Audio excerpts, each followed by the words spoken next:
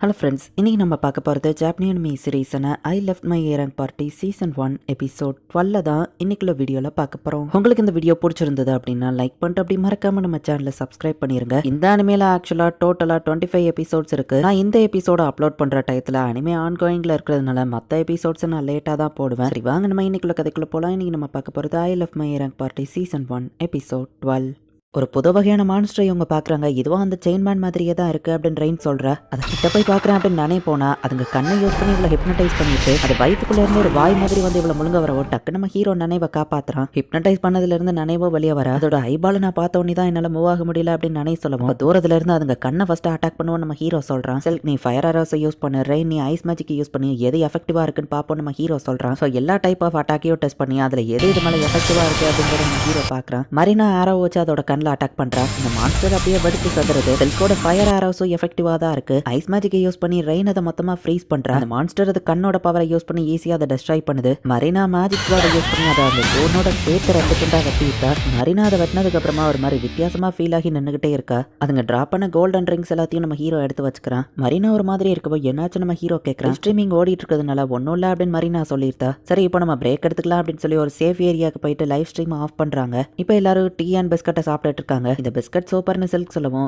Guys நான் உங்ககிட்ட ஒரு முக்கியமான விஷயம் சொல்லணும். நம்ம ஃபைட் பண்ணோம்ல அந்த மான்ஸ்டர், நான் அதை வெட்டும் போது ஹியூமன் மாதிரியே இருந்துச்சு. பட் அது பிரச்சனை இல்லை. அங்க இருந்த பில்லரை நான் வெட்டணும்ல, அதை வெட்டும் போதும் அது ஹியூமன் மாதிரி தான் எனக்கு ஃபீல் ஆச்சு. இந்த சாம்ராய் ஜாப் எனக்கு ரீசெண்டாக தான் கிடைச்சது. ஸோ எனக்கு வித்தியாசமா ஃபீல் ஆகலாம். பட் ஆனால் அதை கன்ஃபார்ம் பண்ணணுமேனு பக்கத்து ரூம்ல இருக்கிற தூணை நான் போய் வெட்டி பார்த்தேன். அதே ஃபீலிங் தான் எனக்கு இருக்கு. இது வியர்டா இருக்கு அப்படின்னு வா சொல்லவும் இந்த இன்ஃபர்மேஷனை சொன்னதுக்கு தேங்க்ஸ் மரினா அப்படின்னு நம்ம ஹீரோ சொல்றான். என்னோட ஸ்பிரிட்ஸுமே எல்லாத்தையும் வித்தியாசமா தான் ஃபீல் பண்ணுது அப்படின்னு சொல்லி சில்கோ சொல்றா. இது கிட்டத்தட்ட சேம் அந்த கிரே ஃபீல்ட் மாதிரியே தான் இருக்கு அப்படின்னு சில்க் சொல்றா. ஆமா இங்க இருக்கிற மானாவும் டிஃப்ரெண்டா இருக்கு அப்படின்னு ரெயின் சொல்லவும் எப்படின்னா நம்ம ரூஃப் டாப்புக்கு போய் இந்த மொத்த சிட்டியோட வியூவையோ பார்க்கலாம் அப்படின்னு நம்ம ஹீரோ சொல்றோம். ரோனா சிட்டி அளவுக்கு இந்த டஞ்சனுக்குள்ள இவ்வளோ பெரிய சிட்டி இருக்கான்னு இவங்க ஆச்சரியமா பாக்குறாங்க. அண்ட் லோக் மென்ஷன் பண்ண அந்த கேசலும் இந்த இடத்தோட சென்டர்ல இருக்கு. ஸோ அந்த இடத்துக்கு போலான்னு இவங்க முடிவு பண்றாங்க. அந்த லோக் நம்ம கண்ணுக்கு தான் தெரிஞ்சிருக்கணும், லைவ் ஸ்ட்ரீம்ல தெரியல. ஒருவேளை குரூப் இல்யூஷனா இருக்குமோன்னு இவங்க யோசிச்சா என் கையில இந்த சானிட்டி ரிங் இருக்கு. ஸோ இல்யூஷன்லாம் என்ன அஃபெக்ட் பண்ண வாய்ப்பே இல்லை, அது வேற என்னமோ அப்படின்னு சொல்லி ரெயின் சொல்லவும் மேபி அது கேமராஸ் அஃபெக்ட் பண்ணிருக்குமோ அதனாலதான் அதுல தெரியலையோன்னு இவங்க யோசிக்கிறாங்க. கேசலோட வாசல்ல பார்த்தா அந்த லோகுங்கிற ஆள் நிக்கிறான். வார்டான் கேசலுக்கு உங்களை வெல்கம் பண்றேன். வயலைட்னால இங்க இருக்கிற மக்கள் எல்லாரும் அவ்வளவுதான், இனி அவங்களை காப்பாற்ற முடியாது அப்படின்னு லோகு சொன்னா. அந்த மான்ஸ்டர்ஸ்லாம் ஹியூமனா அப்படின்னு நம்ம ஹீரோ கேட்கறான். ஹியூமன்ஸ்னா நீ எதை ரெஃபர் பண்ற?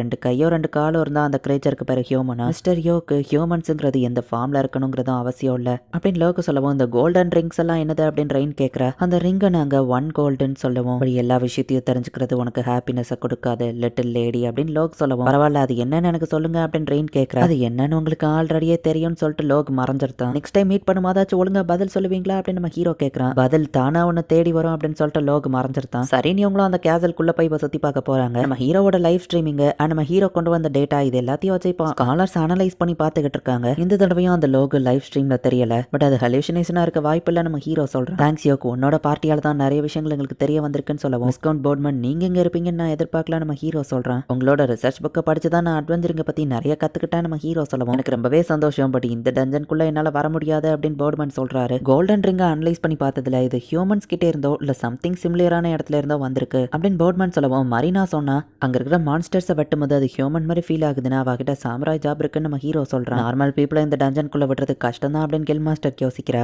டஞ்சனுக்குள்ள இருந்து இவங்க தூக்கிட்டு வந்த அந்த பொண்ணு இன்னும் தூங்கிட்டு தான் இருக்கா. ஈவன் பில்லரை வெட்டினது கூட மரினாக்கு ஹியூமன் மாதிரி ஃபீல் ஆச்சுன்னு சொன்னா. சில பில்லரோட ஸ்டோன்ஸையும் நான் எடுத்துட்டு வந்திருக்கேன் நம்ம ஹீரோ சொல்லவும் இவன் கொடுத்த ஸ்டோனை ரிசர்ச் பண்ணீங்களா, ஃபர்ஸ்ட் ப்ரையாரிட்டியா அதை ரிசர்ச் பண்ணுங்க அப்படின்னு மணிலா அவ ஆளுங்க கிட்ட சொல்றா.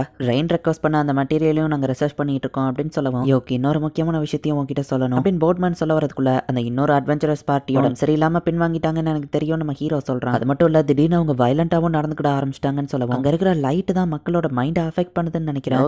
ட்வைலைட்னு ஒன்னு மென்ஷன் பண்ணா நம்ம ஹீரோ சொல்றான். உன்னோட ரிசர்ச்சை வச்சு தான் அந்த டஞ்சனையே சீல் பண்றதா வேண்டாமான்னு நம்ம யோசிக்கணும். நீ இன்னும் கொஞ்ச நாள் இங்கே தங்கியிருந்து இன்வெஸ்டிகேட் பண்ண அரேஞ்ச்மெண்ட்ஸ் நாங்க பாத்துக்கிட்டோம் அப்படின்னு போர்ட்மேன் சொல்றான். சரி நாங்க டோனாலேயே தங்கி இருக்கோம் நம்ம ஹீரோவும் ஒத்துக்கிறான். பெரிய பிரச்சனை அந்த டஞ்சன்ல இருக்கிற பொண்ணு திடீர்னு வியர்டா இருக்கா அப்படின்னு நானே வந்து நம்ம ஹீரோட்ட சொல்றா. உள்ள போய் பார்த்தா டஞ்சன்ல இருந்து கொண்டு வந்த பொண்ணு பறந்துகிட்டே க்ளோ ஆயிட்டு இருக்கா. யோக் ஃபெல்டியோ உனக்காக தான் காத்துக்கிட்டு இருந்தேன். நான் தான் கோல்டன் பிரீஸ்டஸ், உன்கிட்ட பேச கொஞ்சம் தான் டைம் இருக்கு. உன்னோட வேர்ல்டு கல்லிங்கிற ஆபத்துல இருக்குன்னு சொல்லவும் கல்லிங்கா அது என்னதுன்னு கேட்டா தேவையில்லாத விஷயங்களை ரிமூவ் பண்றது கிட்டத்தட்ட மொத்த வேர்ல்டையும் டெஸ்ட்ராய் பண்ற மாதிரி. கிளாட்ஷியம்ல என்ன நடந்ததுன்னு நீ பார்த்தல, ட்வைலைட் தான் அந்த மொத்த வேர்ல்டையுமே அழிச்சிடுச்சு. சன்லைட் மாதிரி இருந்தது அதுவா? அந்த லைட்டை பார்த்தப்பவே எனக்கு சந்தேகம் இருந்துச்சு நம்ம ஹீரோ சொல்றான். ஆல்ரெடி நீ அந்த வேர்ல்டோட பார்டருக்கு கிராஸ் பண்ணி போயிட்டு வந்திருக்க, இதுக்கும் உனக்கும் கனெக்ஷன் இருக்கு, நீ டீப்பா உள்ள போயிடாத, அப்புறம் நீயும் மாட்டிப்ப, லோகு கிட்ட தேவையானதை கேளுங்கன்னு சொல்லுவோம். பட் அவர் பதிலே சொல்ல மாட்டேங்காரே நம்ம ஹீரோ சொன்னா. அவன் பதில சொல்லுவான்னு சொல்லவும், சரி எங்க கிட்ட நீங்க எதுக்கு இதெல்லாம் சொல்றீங்க அப்படின்னு ரெயின் கேக்குற. ஏன்னா எங்களோட வேர்ல்டு தான் அழிஞ்சிடுச்சு, அதுக்கு காரணம் எங்க முட்டாள் அரசரும் அங்க இருந்த மக்களும் தான். அவங்களோட ஆசை நிரந்தரமான கோல்டனா இருக்கிறது. ஆக்சுவலி ஹியூமன்ஸ் அதை டச் பண்ணி இருக்க கூடாது, அது வேர்ல்ட் ட்ரீயோட ஒரு ஃப்ரூட். அந்த ஃப்ரூட் மக்களோட எந்த ஒரு ஆசையும் நிறைவேற்றும். ட்வைலைட் கிங்க தடுத்து அந்த கோல்டை டெஸ்ட்ராய் பண்ணியோ இல்லைன்னா அந்த வேர்ல்டை அழிஞ்சிரும் அப்படின்னு சொல்லிட்டு இப்போ அந்த பொண்ணு அப்படியே கீழே விழுறா. இப்போ அந்த பொண்ணு டோட்டலி நார்மலா தான் இருக்கா. இவளோட வாய்ஸ் எக்ஸ்பிரஷனும் மாறிடுச்சு அப்படின்னு மத்தவங்க பாக்குறாங்க. என் பேரு நெபரோன்னு அந்த பொண்ணு சொல்லுவான். அப்ப ரோயன்னு கூப்பிடுதான் அப்படின்னு மத்தவங்க சொல்றாங்க. ட்வைலைட்டை பத்தி நீ பேசினியே, ஏதாச்சும் ஞாபகம் இருக்கா அப்படின்னு கேட்கவும், ஆக்சுவலி அது எல்லாத்தையும் பேசினது நான் கிடையாது, உடம்புக்குள்ள இருக்கிற ஒரு ஃபிராக்மெண்ட் தான் அவங்க. இப்போ அவங்க போயிட்டாங்க அப்படின்னு சொல்றா. சொன்னதெல்லாம் உண்மையா இருந்தா நம்மள மாதிரி ஆர்டினரி அட்வென்ச்சரர்ஸ் இதை ஹேண்டில் பண்ண முடியாது அப்படின்னு நம்ம ஹீரோ சொல்றான். இப்போ ஒரு வாரம் கழிச்சு காமிக்கிறாங்க. ராயல் அகாடமியோட டைரக்டர் இப்போ நேரா நம்ம ஹீரோ கிட்ட வந்து தனியா பேசுறாரு. போர்ட்மேன் எல்லா ரிப்போர்ட்டையும் என்கிட்ட கொடுத்தா. கேட்ட உடனே நான் ஃபாஸ்டா இந்த இடத்துக்கு வந்துட்டேன். நீ அதை கல்லிங்னு தானே சொன்ன. ஆக்சுவலி இதை பத்தி எங்களுக்கு முன்னாடியே தெரியும். அண்ட் நீ தான் அந்த தேர்ந்தெடுக்கப்பட்டவன், உன்கிட்ட எல்லாத்தையும் சொல்லலாம்னு சொல்லவும், தேர்ந்தெடுக்கப்பட்டவனா அப்படின்னு நம்ம ஹீரோ யோசிக்கிறான். அவர் ஒரு இமேஜை காமிக்கிறாரு. எல்லாம் ஏன்ஷியன் லாங்குவேஜ்ல இருக்கு, எனக்கு ரீட் பண்ண முடியலையே நம்ம ஹீரோ சொன்னா. பார்லல் வேர்ல்டு இருக்குன்னு தெரியுமான்னு கேட்கவும், ஆமா அக்ரோபாட்டிக் டார்க்னஸ் போனப்போ தெரிஞ்சுக்கிட்டா நம்ம ஹீரோ சொல்றான். வேற ரெண்டு வேர்ல்டு ஒரே இடத்துல கோ எக்ஸிஸ்ட் ஆக முடியாது. பட் இந்த டஞ்சன் ஃபினாமினான் ரெண்டு வேர்ல்டையும் ஒன்னா இணைக்குது. ஒரு வேர்ல்டுக்கு தான் அதுல இடம் உண்டு. சோ தேவையில்லாத இன்னொரு வேர்ல்டை அதை அழிச்சிரும். அதுக்கு பேர் தான் கல்லிங். அந்த ட்வைலைட் இருக்கிற சிட்டியை பார்த்தல, அந்த வேர்ல்டு ஆல்ரெடி அழிகிற கண்டிஷன்ல தான் இருக்கு. இப்போ நம்ம வேர்ல்டும் அழிய போகுது. சோ ஒன்னதான் நாங்க நம்பி இருக்கோம்னு சொல்லுவோம். என்னது என்னவா அப்படின்னு நம்ம ஹீரோ ஷாக் ஆகுறான். அந்த பிக்சர் அவர் காமிச்சு, யோ ஃபெல்டியோ, இந்த வேர்ல்டை காப்பாத்த போற ஹீரோ அது நீதான் அப்படின்னு சொல்றாரு. இந்த இடத்துலயே இந்த எபிசோட் முடியுது. சோ தேர்ந்தெடுக்கப்பட்ட ஒருத்தனால தான் அந்த கல்லிங்ல இருந்து உலகத்தை காப்பாற்ற முடியும். அண்ட் அது நம்ம ஹீரோ தான் அப்படின்னு சொல்லி ராயல் அகாடமியோட டைரக்டர் வந்து நம்ம ஹீரோட்ட எக்ஸ்பிளைன் பண்ணிட்டு இருக்காரு. என்ன நடக்க போகுது அப்படிங்கறத நெக்ஸ்ட் எபிசோட் பார்த்து தெரிஞ்சுக்கோங்க. அண்ட் உங்களுக்கு இந்த வீடியோ பிடிச்சிருந்தது அப்படின்னா லைக் பண்ணிட்டு அப்படி மறக்காம நம்ம சேனலை சப்ஸ்கிரைப் பண்ணிருங்க. தேங்க்யூ ஃபார் வாட்சிங். Bye guys. நெக்ஸ்ட் எபிசோட்ல மீட் பண்ணலாம்.